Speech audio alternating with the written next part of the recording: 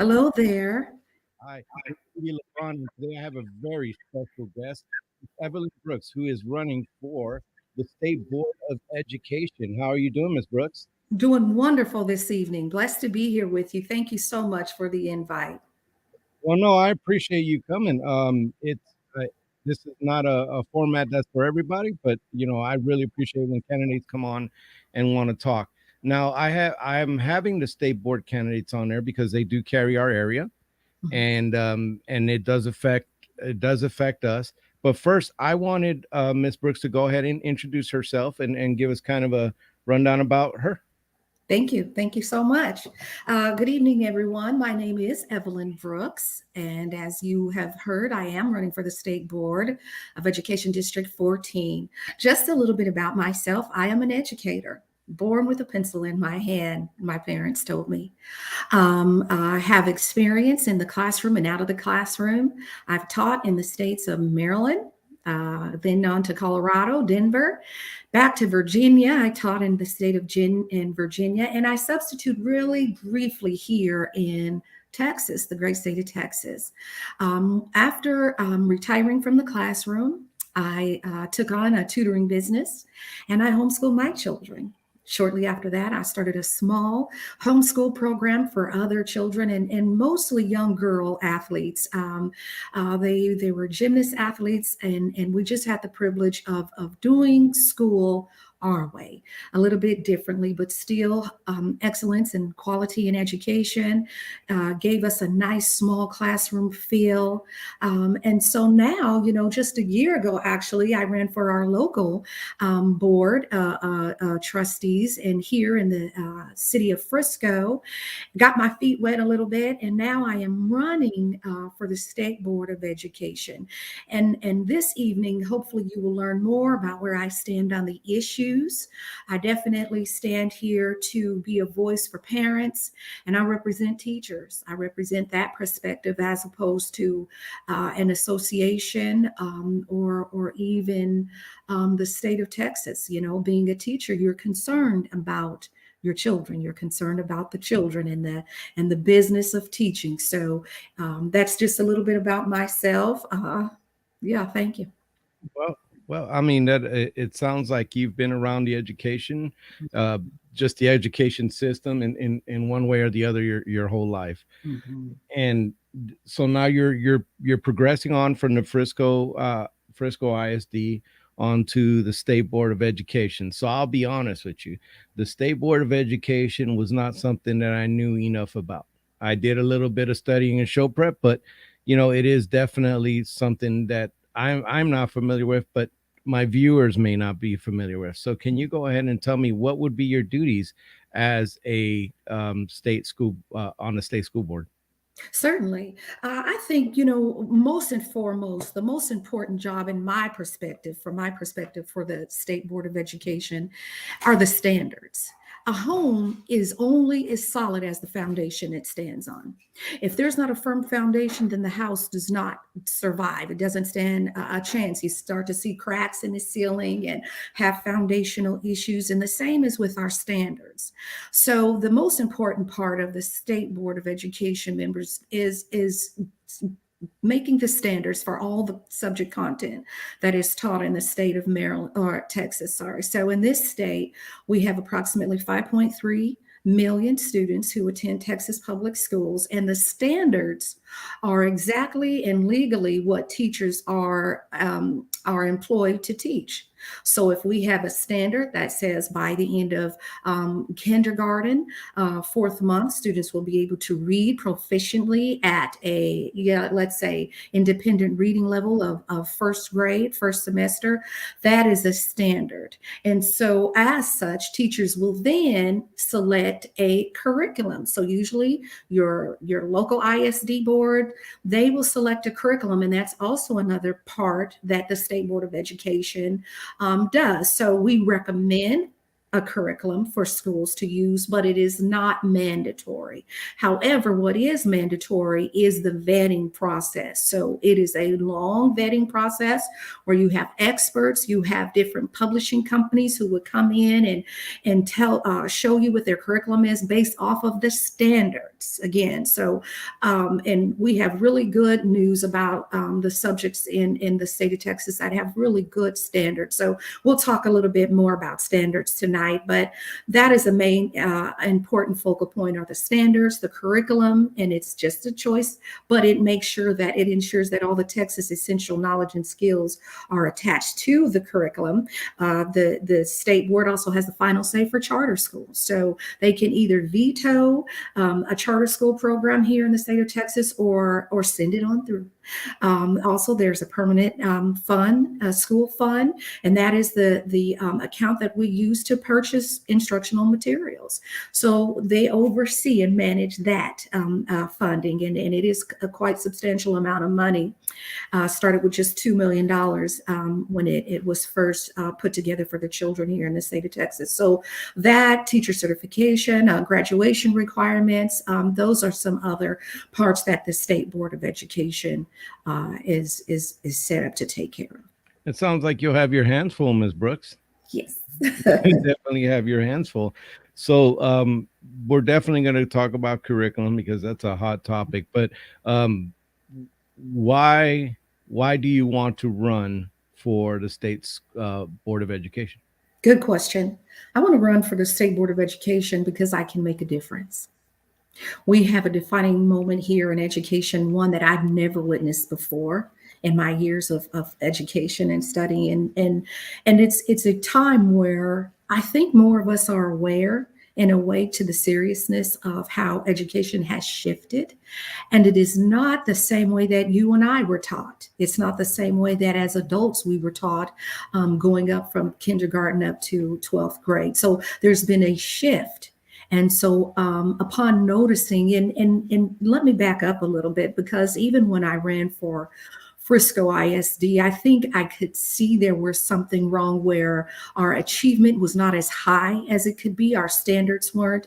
I don't think our children were meeting standards, but I had no idea what was really underneath everything. I had some idea, as to why are we failing our kids and the way we're teaching, and because the test results, they don't lie.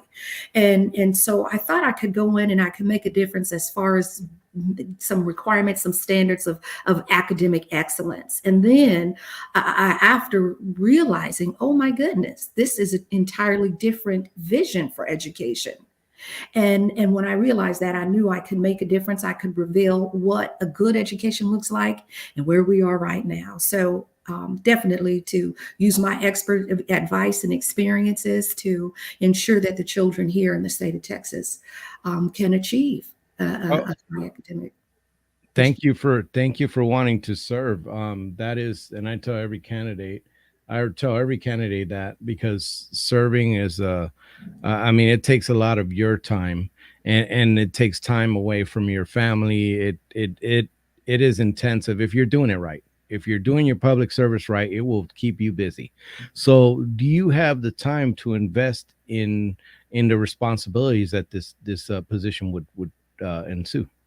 I do. And you know what? Do you ever have enough time? Yeah, I don't think we It's have only enough. 24. I've been lobbying for 26, but God is not listening. Yeah, it is still a lot. My schedule is open, but I do have a family. I am a wife, and I take that job very seriously. So it's a balance. It truly is a matter of balancing well for me. And have I found that nice sweet spot? No. But I work hard. I think I'm one of the hardest working candidates because I want to know all the issues. I have to hear all the problems. I have to listen to the families. I want to hear the children. And that all takes a lot of time. I can't just walk into this position and not know what's going on, not understand the demands of it. So it is a lot of time. I have set time aside for it, but it is still very sacrificial. And in some days, I feel like I'm I'm not measuring up, there's just not enough hours in a day, but it's not for a lack of effort. Well, it definitely, it's good to know that you want to put the time in it, because it is going to require time. Our kids need help in education, and that's why people like you and your opponent and others get into this and try to do this. At least I believe that's Mhm. editorializing. But okay, so the one thing that when you're serving in a government position, you have control of things, or you are one of a board, Mhm. but you set standards. You were telling me you said this, you said that. So I always ask a candidate, what is the role, and I normally say like school board, but you talked about the role of the state, the board of education. But what do you think the role of government is in the lives of people? Very limited. Very limited. I believe that true freedom is self government. And I believe we're responsible enough to self govern ourselves as the citizens. I think definitely a military is important in obtaining our freedom and safety. So that is definitely a part that we do rely on the government for. But as far as education, as far as our day to day life affairs, our state affairs, that is a localized decision where founding documents support self governance, and so I believe in small government. Excellent. So going into um, going into the issues, one of the things that obviously you can't go through the last 2 years without noticing that we got hit with a pandemic, and you were in Frisco ISD, and so you saw how school boards had to deal with things, or how they dealt with things. Um, looking at that and looking back on COVID and how school boards dealt with it, what are your thoughts on dealing with COVID, as far as mass mandates or any kind of mandates or plexiglass? Or, I mean, I know we can second guess now because we've been through it, but Mhm. it's good to find out where your thought process is for the people of Ellis County. I believe that it was very unfortunate circumstances. I believe there was definitely a lot of loss of life. But one thing I do know, and I don't minimize what has taken place, I do know this, that once we do give away our freedom, we usually don't get it back. And so a lot of times the discussion is safety over freedom or freedom over safety, or, I believe that freedom is not free. I believe that it does cost. It does come at a price.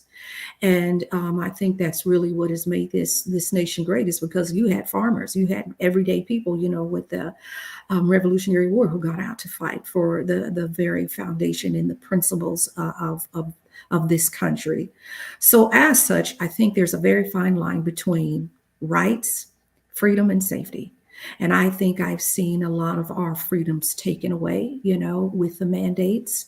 I believe with teachers, I think it should be an option, but I think that they should have also been compensated with an offer they could not refuse for risking their health and coming to school, and even health benefits could have even been increased. But what we have what has been shown is, now our children, I believe, are very anxious. They deal with anxiety, they deal with depression, they now deal with social interaction, and in a lot of that has to do with the way we mishandled some of the parts of keeping people safe during the pandemic. I would also say that during the pandemic, it was really an eye opener, because we were also able to see how students are not prepared to work independently. They were not equipped with the independent study skills, the stamina, the ability to work without in a structured environment. So there's a lot of areas where we need to support our children and honestly just improve academic excellence. So I think there were a lot of hardships during that time, but it brought to attention a lot of areas where our kids are weak in, and and there are areas that where they're not being taught properly, if you ask me. And my concern on top of that is the iPads and the Chromebooks, they've not left the classroom. We still have classrooms where students are learning on the iPad and the Chromebook with the teacher standing in front of them. So if it didn't work so well with our children when they were at home on these on the devices, the digital learning, how are we going to improve the education system with more digital learning, after the pandemic? So I'm very concerned about the vision for Texas public schools in that regard. So again, I stand on the side of freedom, of course, with calculated risk, of course, just giving people an option. It's an option, and we had options. You can keep your child at home to learn, or you can let your child go to school. But it should have been a choice, even with teachers. So if you don't know by now, I'm not much for mandates. Right, right. And it shows. So now that we covered COVID, there was something else that happened, and that was the conversations on race. And we're going to get into some of the things that stem in that, but there was conversations on race. And what and I thought about this question. I've asked this question to candidates that come on for school board. What can schools do to be more welcoming to people who put some minorities in general? Mhm.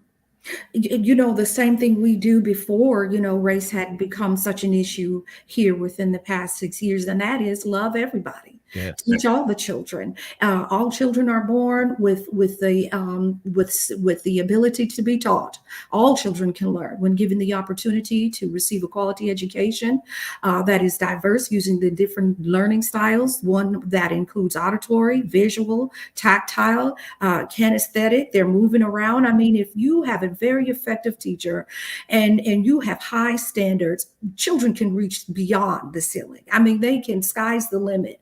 So I think when we put race, attach it to a child, and we put special focus on that, or focus on you don't you're unable to achieve or to do the same thing your other peers could do because of your race. That's misinformation, and that's miseducating our children. Yeah. Children are the greatest examples of love and a pure heart and curiosity. And why take that away from children? Why, in the name of our differences, would we Right. put such a heavy topic and burden on our children? Let them play. Children are going to select whoever they want to play with on the playground. And usually it's who's fun. They don't have a hard time finding friends, making friends. Yeah, We have that's us. this pressure on them, but they can do anything. I'm totally against race-based education. Yeah. And a lot of people feel like, because you're Black, I owe you an apology. Here's the deal. I'm okay. A lot of people in my family, Oh, we're okay. We're thriving. We're successful. There's successful attorneys and doctors in my family and in my network of friends. I just don't want to make excuses for not being excellent in everything. And that's not a gender, that's not a color, that is a personal choice. And that's what I've taught my children. I've taught every color. wow. I've taught talented kids, gifted and talented. I've taught kids with special needs. My expectations don't change. I still have high expectations. I still do my job. I still make sure every child has an opportunity to be successful. And that is the job of education. I love that line. I'm okay. Yeah, because yeah, I'm okay. Okay. My race did not hold me back. It was Mhm. my decisions that I made along the way. But this country provided a lot of great things, and It got did. successful. And so, but that said, that jumps into the other subject, CRT. Now, Mhm. I guess Texas had banned CRT, and there's a lot of conversations, at least in Ellis County, about CRT in the schools, and then how SEL relates to that, and it gets ugly. Unfortunately, it gets really ugly, the conversations online. And so I wanted to talk to you about that CRT, because what a lot of people have said is that um you have people who say, well, CRT is not in the schools. You're dumb. CRT is a college course. And then you have the other people that says, yeah, it's in here. Look, this is the tenets of that. This is that. It may not say critical race theory on top, Mhm. but it has the tenets of it. So as the as a state board, as being on the state board, you're going to be setting that curriculum. You're going to be the one voting to approve on these books. Mhm. So give me your thoughts on CRT, and what would you do if you are elected? First of all, I love how you presented that. Let's go ahead and give ourselves permission to remove that title, CRT. Okay. Let's remove that definition. I This summer I had an eye-opening experience where there were two young children and we were at an ice truck for ices. And I heard the two young girls, two white young little girls, little, about elementary. I heard the first one eating her ice cream or her icy, and she says, um, "I'm a loser. I'm such a loser." And her friend sat beside her and said, "I am too. I'm such a loser." Now, I've been teaching for many years. And even before officially being given the title of a teacher, I worked with children. And that was the first time I ever heard children say that they were a loser or think that way of themselves. And I thought we're doing such an injustice if a child leaves from a school believing that they are a loser. There are no winners when we base anything on race. There's no winners. Self interpretation matters everything to a child. Whoever they perceive themselves to be is what they believe of themselves. We have to be so careful what we teach. We have to be careful that teachers are professional. We have to be careful that we don't impose our views and our lifestyles on children because self perception matters. So, where do I stand on the issue of critical race theory? You're right, it did start in scholarship, it started at the university level and the legal level. They combine, if you will, making a marriage. However, at the university level, those are the positions where we are training the next generation of employees, of employers, of CEOs, and school teachers. So, in some form or another, the ideologies of CRT, like you said, the tenets, it does seep into the classroom as well as other jobs and professions. Today, I like to use the word diversity, equity, and inclusion. It sounds so benevolent. It sounds so beneficial. It sounds like it is something that is going to include everyone and give everyone equality. But under the guise of diversity, equity, and inclusion, it is based off of race. It is based off sex and gender. It tells us that we have to give from those who try very hard to do their best and share it equitably with others. It says that even though a child is able to go into an AP course because their aptitude is high above other students and they study to show themselves approved, that's not okay because it's leaving other students behind. So therefore we see a mixing of our AP students and our unlevel grade level students. This doesn't make good sense and it doesn't make a quality education. In this country, you can earn anything. You can go anywhere you want to as long as you're willing to do some hard work and get the job done and do what is required. In the name of diversity, equity, inclusion, or CRT, whatever you put on it, equity is not equality. And we have to understand that we are making a generation of children lazier. We're making them more entitled. We're making a generation that is not able to cope with the real difficulties that come with life under the guise of, well, you just can't because you're a color, or you just can't because you come from this background, or you're an indigenous person, or if you didn't get an equitable share. Listen, life isn't fair. I think that's the first lesson we all learn growing up is life is not fair, but it is what you make of it. It is based off of the decisions. It is based off of your faith. It is based off of a lot, your attitude. So we're getting away from the basics. when we are so divisive on issues such as these ideologies. Yeah. And that's it's definitely has become divisive, and it does, we do have a problem with kids being more emotionally fragile. It's happening because, you do things in life we do what we do in order to give our kids a better life. Yes, we do. And so my kids grew up a lot better. They didn't go hungry. They didn't live in basements in New York. They grew up in suburban Texas. Mhm. Um, that these kids are not able to handle the things that, I had to go through, and have become a well-adjusted adult. Mhm. So there is definitely issues with that, and the victimology that comes with that, and how that affects you. But people say, some people say SEL is CRT, and some people say, SEL is not CRT. And then some people say it's like the SEO is like the train to which CRT takes. So Mhm. can you go ahead and kind of give me your thoughts on SEO, and then I want to move into some other subjects. Absolutely. So, in short, social emotional learning lessons, again, they seem very benevolent, well, beneficial to instruction and education. However, I took a deeper look because just last year when I was running for the Frisco ISD, on the surface and the information I researched, it sounded wonderful to ask students how they're doing and to make sure that they're well and able to work and learn. That sounds very beneficial. However, when I looked closer to the social emotional learning lessons, I saw something a little bit more harmful to our children.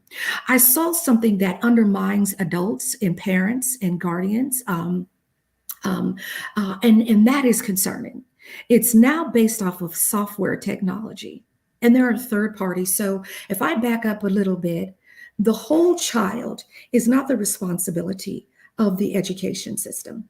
The whole child is, however, the responsibility of a parent or and guardianship. So, as such, how my child it socializes, how my child feels and behaves about life and their belief system, all these systems are part of the family network. And when there's a breakdown in the family network, there's a breakdown in that child. So, the child does not need to understand or to learn how to behave socially and emotionally and how to internalize information. That is the role of a parent because everybody has a different theory. Everybody's absolute truths vary from, if you notice, my family's values are going to be different from your family values. Therefore, the responsibility of the holistic needs of a child socially and emotionally must rely totally in the hands of a parent. So when a parent is apart from a child and you have a social emotional lesson, it's usually a survey form, it's usually online, and children are asked,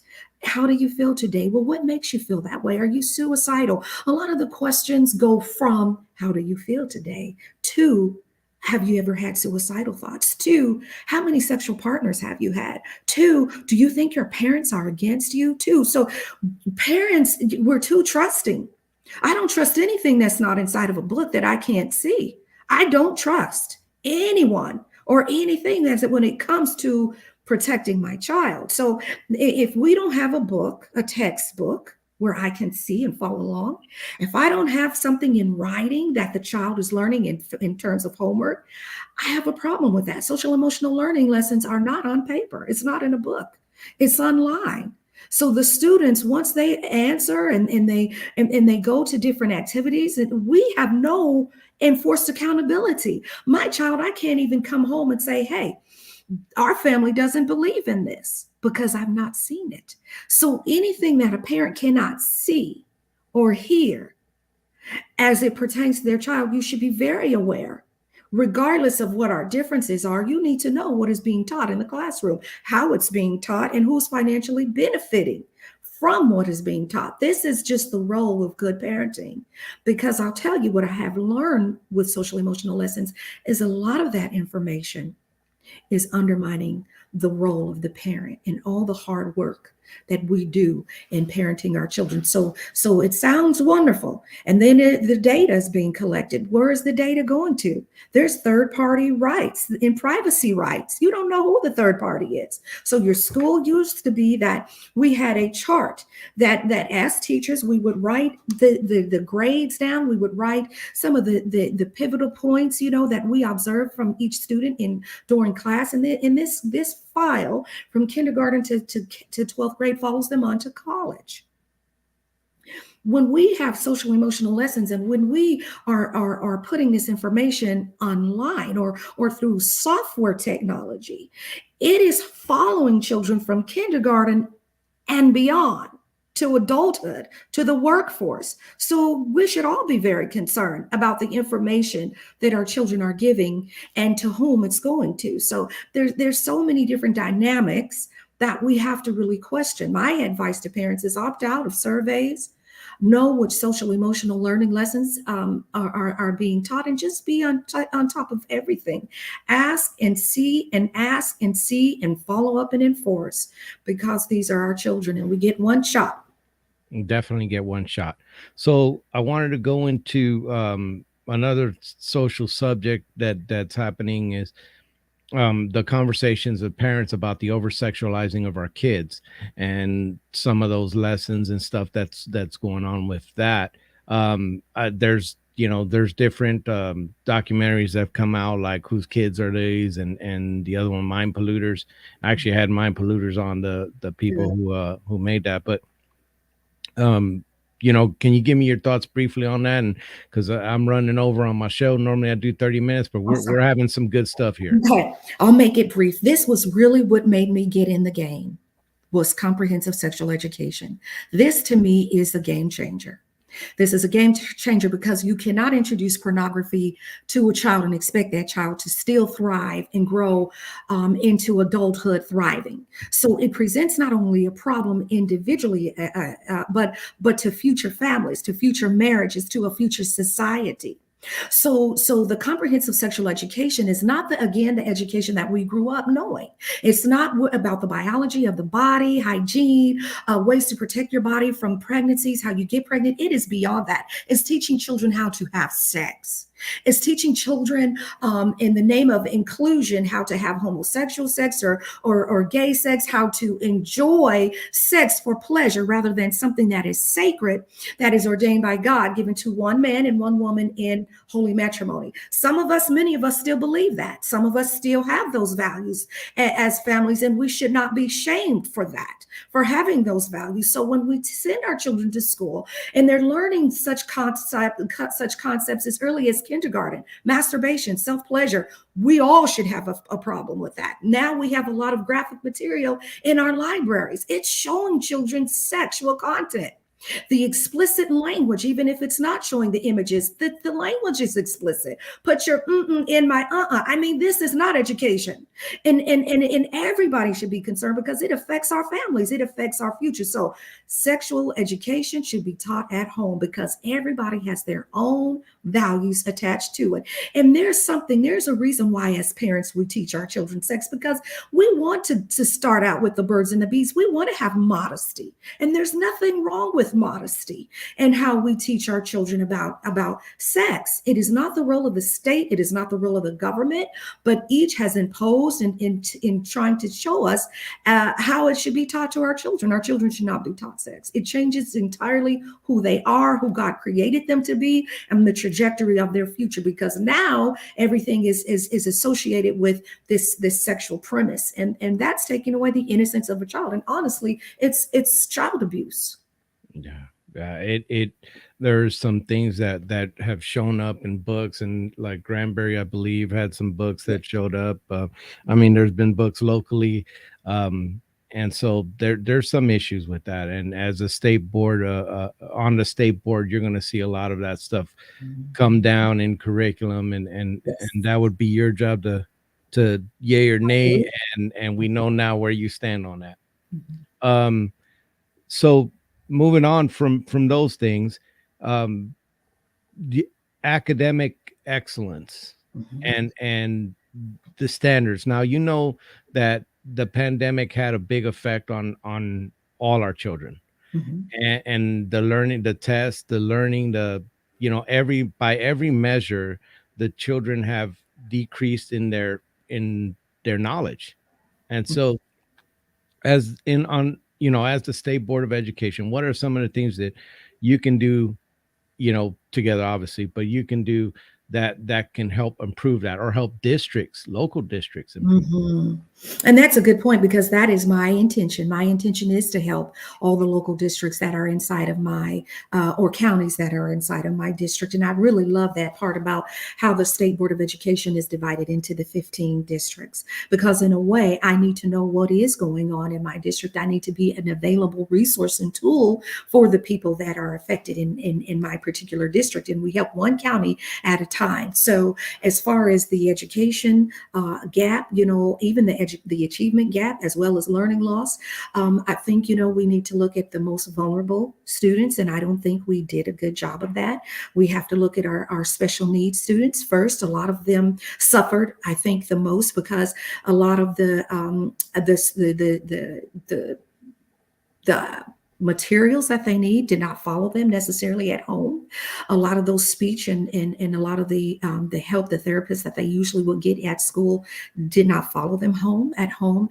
And I mean, and most of your children, a lot of your special needs students could not use an iPad effectively as other students. So what do we do to service them? What do we do to service our ESL learners, our English second language learners? And how do we bring them up? I think we need real solutions, in my opinion. We have yet to come up with real solutions. I think everybody has been trying to put their heads together. But the idea is, if you know that there's a learning loss, we don't need social emotional learning. We don't need comprehensive sexual education. We don't need CRT. What we need is more reading. We need more writing. We need more arithmetic. We need more science. We need more. So what we do need more of at an accelerated rate, we've not been doing.